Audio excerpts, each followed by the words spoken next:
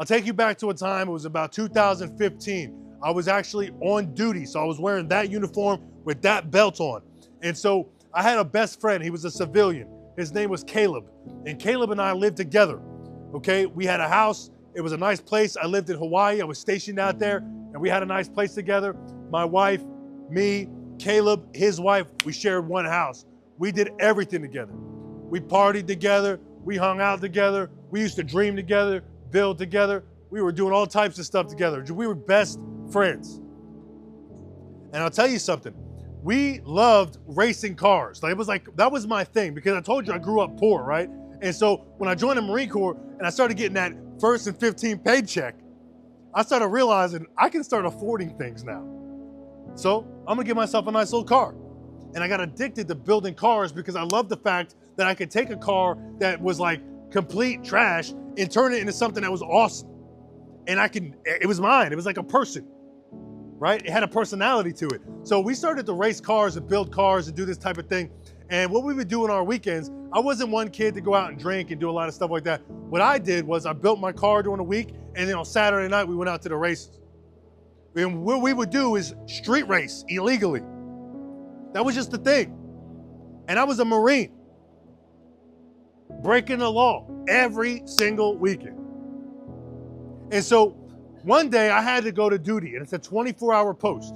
When you have duty, it's 24 hours long, it sucks. I'm just gonna warn you now, okay? Don't complain about it. Gunny doesn't warn you, it's horrible, all right? And so one night I have duty, and so I'm getting ready to go to work, and he's like, yo, bro, I just got a brand new Honda Civic EK hatchback, finished building it up. Let's go out, bro. Let me show you what this thing can do. I'm like, listen, bro, I would love to, but unfortunately, I got work tonight. So I shoot my way over to my job, go to duty. I'm standing duty at the barracks, and he's just going out, hanging out with his friends. It's about 9 p.m. where I'm on duty, and I get a call from an individual named Kaylin. And Kaylin calls me, he was another friend of mine, and he says, hey, listen, Max, you gotta get over to Queens Medical Center right now, because we just got, Caleb just got in a horrible car accident. Like, you gotta get there ASAP. I find a first Lance Corporal that walks past me, I put him on duty all of a sudden. Hey, we're changing over, right? Quitting my post, I'm properly relieved. Go ahead and throw in your camis. I shot down in the medical center, and I beat the hospital. I beat Caleb to the hospital. He comes in through the crash car, ambulance comes in, arms are ripped off, shreds, legs hanging by threads on the crash car. I'm telling you, it was graphic. Turns out he was in a car with my best friend John. So it was John and it was Caleb. Caleb was the passenger, John was the driver, and they're racing down the road in this Honda at night, lights off, blaring down the street. Car didn't see them, turned a left turn, hit the back of the car, spun out, wrapped around a tree. Engines landed on him, car looks like a ball of tinfoil. Surprisingly enough, John actually was in pretty good shape. I mean, his face was completely smashed in. I mean, when I say good shape, I mean, it was like he's definitely gonna live, where he was gonna be disfigured for the rest of his life. That was the situation we're in, where that was the better of two evils. Where Caleb barely had arms and legs anymore.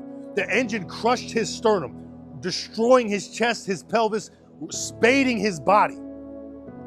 And so the doctors and nurses, there were so many of them, that they actually had me and Caleb's dad go into the hospital room, in the emergency room, and we had to help pump the bag because the machine, the ventilator, was not pumping strong enough. So we had to manually do it, but there weren't enough hands to stop the bleeding and to start the breathing and to treat for shock.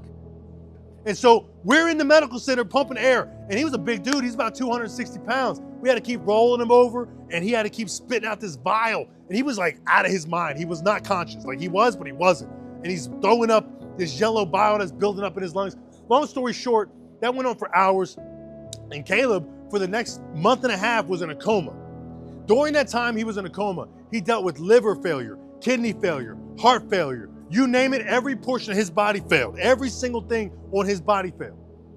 But after about a month and a half, he actually woke up from a coma. Now, let me hit you with a plot twist. Funny thing is, his wife was actually pregnant at the time of the accident.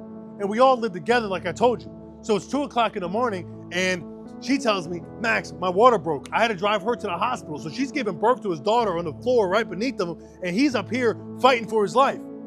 About a month later, the baby comes out the NICU. Caleb had already woken up from a coma, and he was able to hold his baby daughter for the first time. Barely conscious, but he was awake. And everyone was like, man, Caleb's gonna survive. This is great.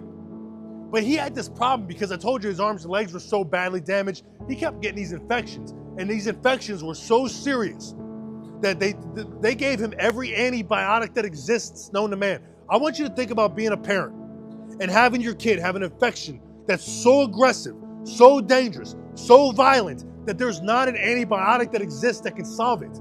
So the doctor gives the dad an ultimatum. He says, look, we can keep trying to hit him with more antibiotics, but there's no guarantee it's going to work. Or we can cut his legs off clean at the hips, and that might stop the infection. Dad doesn't hesitate, says take the legs. So they cut his legs off, boom. And I'm telling you, legs get cut off fast. Like when it's an emergency, doctors will take care of that in like 10 minutes. It was fast. But the unfortunate part is it didn't stop the infection. Literally within 2 hours, Caleb died.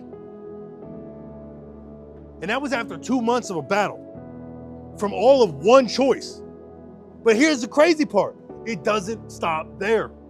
See, Caleb's dad was so messed up. I mean, think about it. The loss of a child, and it wasn't even his fault. He wasn't even driving the car. John was. And Caleb's dad was no dude to mess with. This was the #1 guy in Hawaii. I'm talking, this dude he was in charge of the plumbing, the electrical, the termites. Like this dude had multiple companies, the biggest nightclub in Hawaii. But the crazy part is he was actually a mafia boss. He ran the Hawaiian mafia. I'm not even joking. And so what he did was he actually had John, the driver of the car, secretly murdered and killed him. And no one ever saw John again. And then the FBI began to investigate and eventually uncovered this entire ring. And then he went to prison. And then Caleb's dad was killed in prison. How crazy is that story? But it's 100% true. And the craziest part about it is, had I not had duty that night, I would have been in the back of that car. For sure. And that one choice that Caleb made changed not only the direction of his life by ending it, but it also killed 2 other people. Secondary and tertiary decisions from one decision.